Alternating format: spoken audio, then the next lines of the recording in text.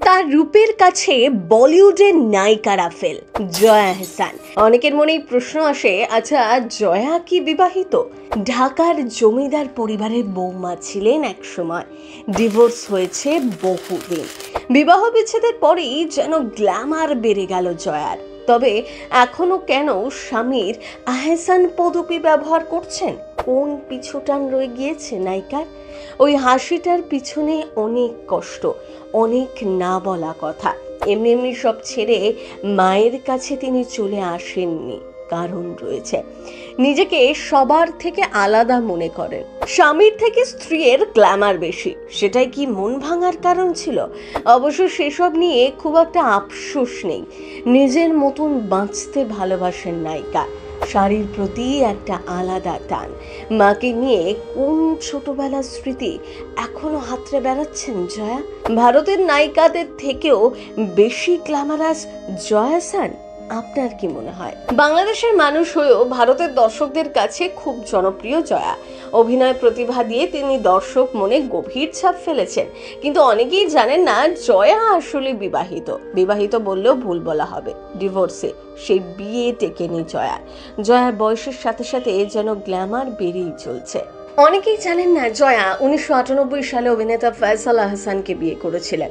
ফয়সাল বাংলাদেশের নামী মডেল অভিনেতা, আর বিয়ের পর নিজের নামের পিছন থেকে মাসুদ ফেলে দিয়ে আহসান ব্যবহার করা শুরু করেন।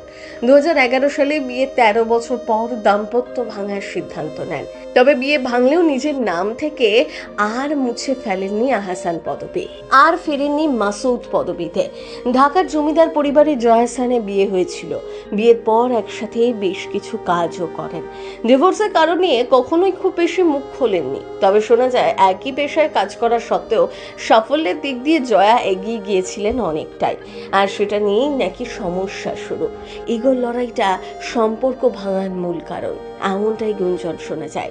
নিজেকে সবার চেয়ে আলাদা বলে মনে করেন জয়া। ছোটবেলায় সবাই যখন একসাথে খেলাধুলা করতেন, তখন সেই ভিড় থেকে সরে হয়তো কোনো একটা কিছুর দিকে তাকিয়ে থাকতেন জয়া। মানে ভাবুক প্রকৃতিটাকে ছোটবেলা থেকেই পছন্দ করতেন। একটু কিছুতেই অবাক হতেন। কিন্তু এখন জীবনটা কেমন যেন বদলে গিয়েছে তার। কোনো কিছুতেই আর আগ্রহ খুঁজে পান না। যেন অবাক হওয়ার ক্ষমতা, বিস্মিত হওয়ার ক্ষমতা হারিয়ে ফেলেছেন। ছোটবেলায় মাকে লেখা অনেক চিঠি স্মৃতির পাতায় রয়ে গিয়েছে। ছোটবেলায় মাকে অনেক চিঠি লিখেছেন। সেই লেখার মধ্যে অসম্ভব ছেলে মানুষই ছিল। নানা রকম কালি ও রং দিয়ে লিখতেন। মা দেখে খুব হাসতেন, সবাইকে পড়াতেন। কিন্তু এখন জয়ার বড্ড আফসোস। তিনি এখন যদি মাকে চিঠি লিখতে বলেন, কলম থেকে নাকি এক বর্ণ বেরোবে না, কেবলই মনের মধ্যে থেকে যাবে। প্রথম বাংলা ব্যুরো।